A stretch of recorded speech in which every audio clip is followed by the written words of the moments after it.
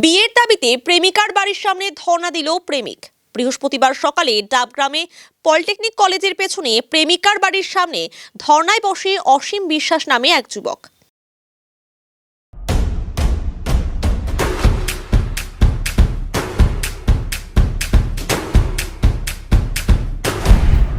Stay tuned. যুবকের দাবি, দীর্ঘ 4 বছর ধরে তরুণীর সঙ্গে তার সম্পর্ক রয়েছে, কিন্তু এখন সেই সম্পর্ক মেনে নিতে চাইছেন না সেই তরুণী এবং তার বাড়ির লোক।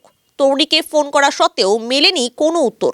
অবশেষে বৃহস্পতিবার বাড়ির সামনেই ধর্ণায় বসার সিদ্ধান্ত নেয় অসীম। বৃহস্পতিবার সকালে ওই তরুণীর বাড়ির সামনে তাদের বিভিন্ন ছবি ও হোয়াটসঅ্যাপের মেসেজের ছবির প্ল্যাকার্ড হাতে রাস্তায় ধর্ণায় বসে। সেই খবর চাউর হতেই এলাকায় চাঞ্চল্যের সৃষ্টি হয়। এলাকাবাসীরা খবর দেন শিলিগুড়ি মেট্রোপলিটন পুলিশের শিলিগুড়ি থানায়।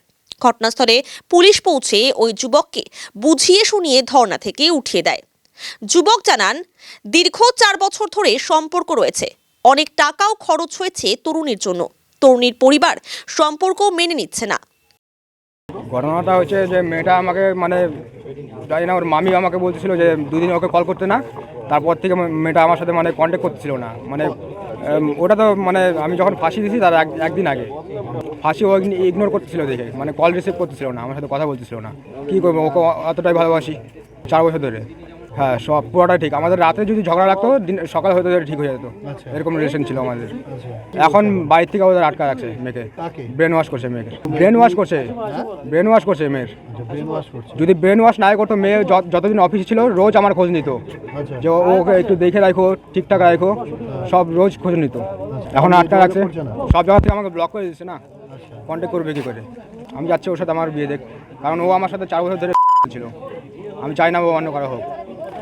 না, ওরা সেরকম তখন কিছু বলেনি যে আমি ওরকম নেওয়ার তারপরে যখন দেখলাম যে 2 মাস ধরে আমাকে কোনো কন্ট্যাক্ট করে দিচ্ছে না, তারপর আমি লাস্ট এই পদক্ষেপ নিয়েছি। অন্যদিকে তরুণীর পরিবারের তরফে দাবি, মেয়ে এখন ওই যুবককে বিয়ে করতে নারাজ। আজকের ঘটনার পর কোনোদিনই সেই যুবককে মেনে নেবেন না তারা। বন্ধু হিসেবে মিশত, ও যদি বিয়ের প্রতিশ্রুতি নিয়ে রাখে সেটা তো আমাদের কিছু করার নাই, বলেন। আর যেখানে মেয়ে চাচ্ছে না সেখানে ও কি করে দাবি করে? 4 বছরই হোক আর যাইব, যদি একটা মেয়ে যদি না চায় সেটা কোনোদিন ওর কোনো অধিকার হয় না। এগুলো ভুল কথা। না, সব ভুল কথা, এগুলো বানানো কথা, আপনারা বুঝতেছেন না। আমি থানায় যাবো এখন, মোট কথায় বাস। আমি যা করবো থানায় পুলিশ নিয়ে করবো বাস। সেটা তো বন্ধুত্ব ছিল, সম্পর্ক ছিল, ওরা বলা বলি করছে, ঠিক আছে, জানতেন, ঠিক আছে, সময় হবে। কোনো লেখাপড়ি কোনো কথা হয় নাই যে বিয়ে মেয়ে প্রেম। এখন মানুষের তো ঘরে ঘরেই প্রেম হচ্ছে। এখন মেয়ে চাচ্ছে না, ওর অনেক ভুল আছে বলেই আজকে ও চাচ্ছে না যে আমি ওর সাথে থাকতে পারবো না। কিন্তু অধিকার নাই যে তাকে জোর জবরদস্তি এগুলো করে কি ভালো করতেছে? আপনারা বলেন না। অনেক চিন্তা ভাবনা করছি। ও হচ্ছে আমার মেয়েকে মেন্টালি টর্চার করতো, মানসিক ডিপ্রেশন দিত। আজকে এর জন্য একটা মেয়েকে যদি মেন্টাল টর্চার করে, মেয়েটার ওকে ডিস্টার্ব করে, অটোমেটিক সে মেয়ে সরে যাবে না। মেয়ে তো নেই, মেয়ে বাইরে আছে। আমি থানায় যাব। সে বিষয়ে বলবো, দেখেন, আজকাল সামাজিক মতে বিয়ে হওয়ার পরেও ডিভোর্স হয়। দুজনের মধ্যে অ্যাডজাস্টমেন্ট থাকে না। ওর সাথে নাকি সম্পর্ক ছিল, যারা ছবিতে প্রমাণিত, সেটা থাকতে পারে। কিন্তু আজকে দুই বাড়ি মেয়ে বাড়ির পক্ষ থেকে চাইছে না যে ওর সাথে বিয়ে, বা মেয়েও চাইছে না। সেখানে এসে বাড়ির সামনে ধর্ণা দিয়ে, এটা একটা নাটক ছাড়া আর কিছু না।